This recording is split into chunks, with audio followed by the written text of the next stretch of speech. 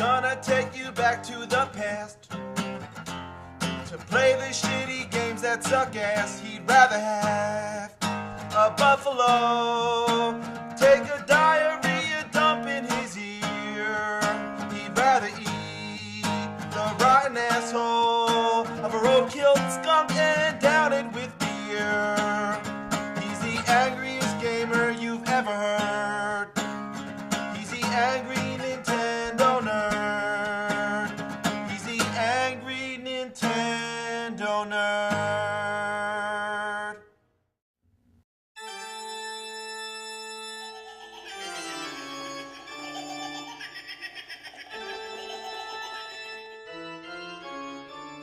Happy Halloween and welcome to the show. Last episode, I was trying to rant about how much Friday the 13th sucked ass, but whenever I'd say anything bad about the game, Jason Voorhees took offense to it and he threatened to kill me. Lucky for me, he didn't understand sarcasm, so I was still able to get away talking shit about this game. Finally, my rage built to a fever pitch. Just when he was about to kill me, I beat him down with the NES controller and blew off his head with the zapper. After that, the misery of that game caused me to drown my sorrows with beer and tequila. Now, we left off where I'm passed out on the couch, and Freddy Krueger's coming into my nightmare. And what worse of a nightmare could there be than a shitty-ass fucking game like Nightmare on Elm Street? Let's check it out.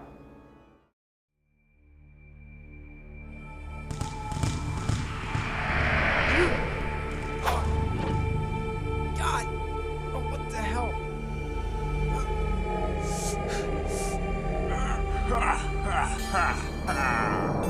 No.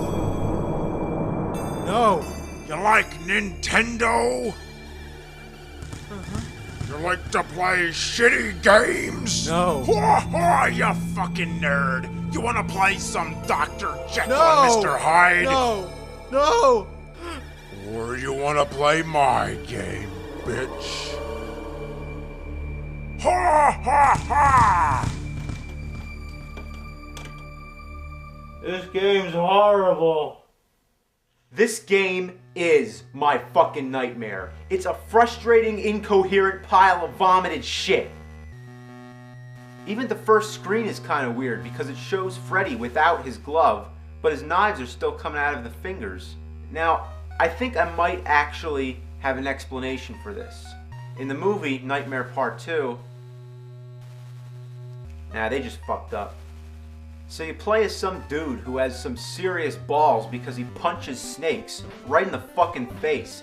And you don't have to anyway, you just jump over them all. So this guy has the worst luck ever because rocks randomly fall out of the sky and flocks of vampire bats come after him.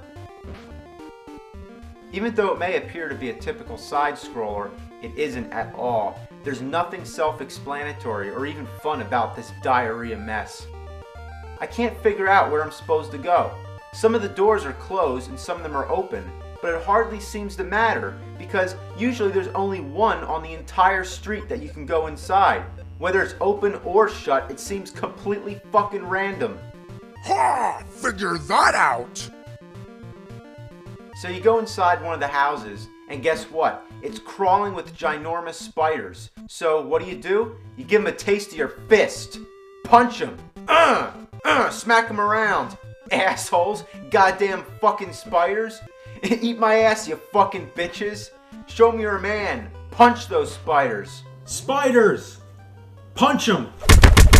Snakes! You want some too? So I get to this little square door on the floor, and I can't go down. The arrow says down, which probably means that's where I'm supposed to go, but I can't. It's not till later I find out I'm supposed to collect all the bones in this room first. When I first started playing this, I had no clue what they were for, but now I realize you have to get the bones because that's the point of the game. And if you can't find every single last one of them, you can't leave the room. And some of them are practically invisible. They blend in with the background because the graphics just suck. Ooh, yeah! Play that shitty game! The plot of this game is that you're trying to collect all of Freddy's bones so you can destroy them in a furnace. Confused? Well, Freddy's dead, and now his bones are somehow scattered all around every house on Elm Street. Meanwhile, Freddy's entering your dreams just like in the movies, and he can only be stopped when his final remains no longer exist. Damn, Freddy's got a lot of fucking bones. And they all look exactly the same. Classic cartoon dog bone. You know, come to think of it, the plot's kind of like Simon's Quest. Why would Simon want to go around collecting pieces of Dracula? He was killed the first time. Just leave him alone.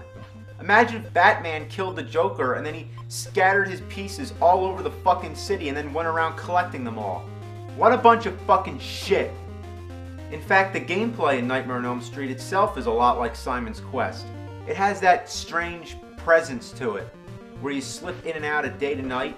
In this case, it's a dream world and a awake world. It's got that non-linear quality to it where you're always confused, trying to figure out where the fuck to go. Ah, taste the major suckage, you fucking nerd! So at the end of each house, some weird incarnation of Freddy appears. In this part, it's Freddy's hand on a bunch of balls. What were they thinking? So, you go around looking for another house you can go in, and none of them let me in. Try the cemetery? Nope, can't go there. What's with the zombies?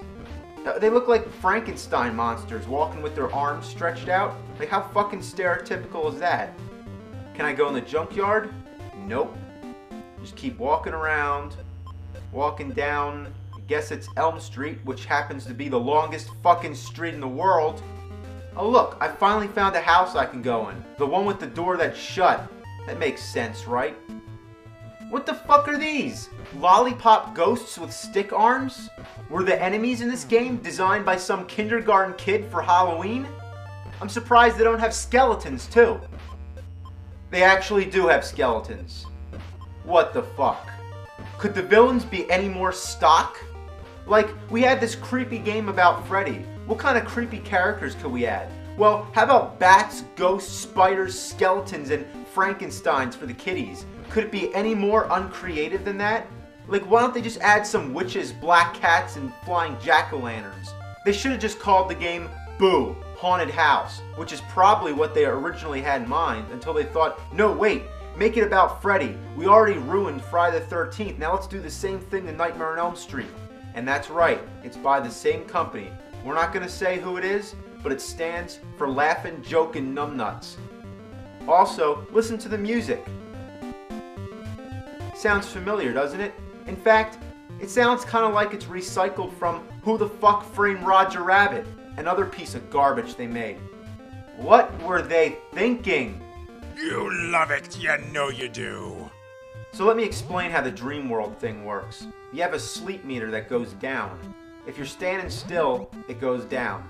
If you get hit, it goes down. And in time, it goes down by itself.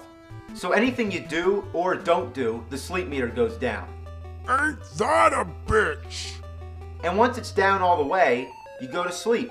Unless you didn't already fall asleep playing this fucking game. So when you're in the dream world, all the enemies are stronger. Which doesn't even matter anyway, because you can turn into this other character that throws javelins and does the spinning jump. There's also other dream characters you can play as after you collect the dream tokens. Just like in the movie Nightmare Part 3. Except for the dream tokens part. So if you play in the dream world for a lengthy period of time, the Freddy music starts playing. Then, oh god, is Freddy coming? He sure is. Of all the shitty things in this game, this screen is so cheesy that it's just awesome. But it's ruined by the fucking trademark symbol. Anyway, you fight Freddy, which turns out to be real disappointing. It's just a simple flat room and he walks back and forth, swatting at the air like he's blind. Come on, Freddy. To get out of the dream world, you have to get the radio to wake yourself up. Then you have to wait for it to change back to the awake world. It's annoying like in Simon's Quest, but in Simon's Quest it's way worse because it's against your own will, it happens so often, and you don't expect it. In Nightmare on Elm Street, at least you're doing it on purpose and you get that rockin' tune, rather than just dead silence.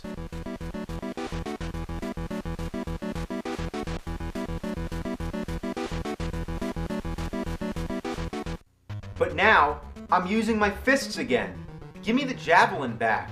I want to go back to sleep. You actually have weapons in the dream world, so what's the point? You know what's really weird? That this game was actually capable of a 4-player mode using an accessory that allowed 4 controllers to be connected to your Nintendo Entertainment System. Now, I can't imagine having 4 people playing this game. Who's going to want to play this piece of shit? I'm lucky if I can get one other person. I have a better chance of cloning myself. So This is fucking shit. It's so sucking shit. Fuck. This game is horrible. Fuck So diarrhea. Fuck Ass fucking balls. sucks and shit. Sucks. It's balls. What a piece What a of shit. shitload of fuck. What a piece Hey, of wait, fucking wait, shit. wait. I just cloned myself. I'm in a dream. I can do whatever I want. So why don't we all just stop playing this fucking game? Yeah. So the hell with that shit. Yeah. The hell with that damn shit. The hell with that damn fucking shit. The hell with that goddamn motherfucking bullshit. Relax. Now what should we do with the cartridge? How about smash it with the hammer? Nah, that's not good enough. I know, let's drop it out the window. Now come on, be creative. I say we take a shit on it. Good, do it. Empty your ass all over it. I don't gotta take a shit though, you take a shit. You gotta take a shit? Who's gotta take a shit? I gotta take a shit. Then take that shit. Bombs away. Oh, fuck you, diarrhea fiend. Oh, hey, whoa. Whoa. Come on, it's not that bad. Die!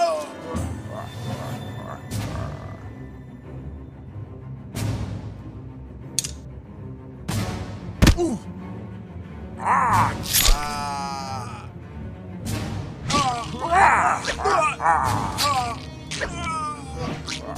Front door. Closet. Front door. Closet. Die!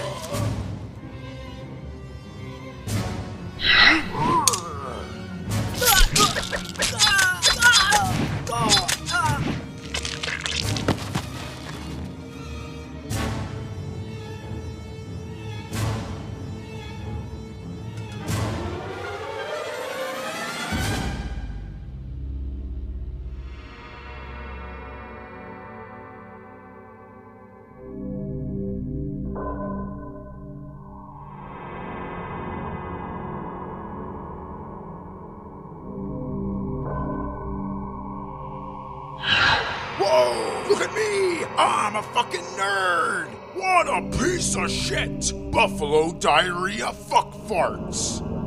You see, nerd, nobody makes you play these games but yourself. So you're your own damn nightmare. Now, you're gonna die. Go yank your cock through your ass, you fucking butt mongrel. I got the power glove.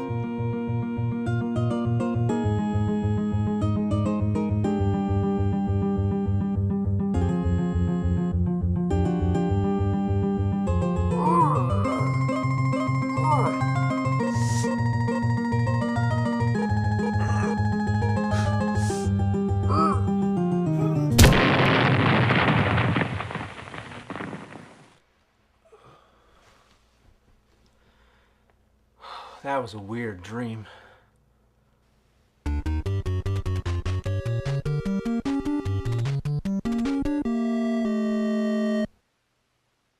So I hope you enjoyed these 2 Halloween-themed episodes. They're a little more elaborate than usual, but next time it'll most likely be back to basics. So join me next time when we experience the power of the Power Glove. Thanks for watching, and happy fucking Halloween.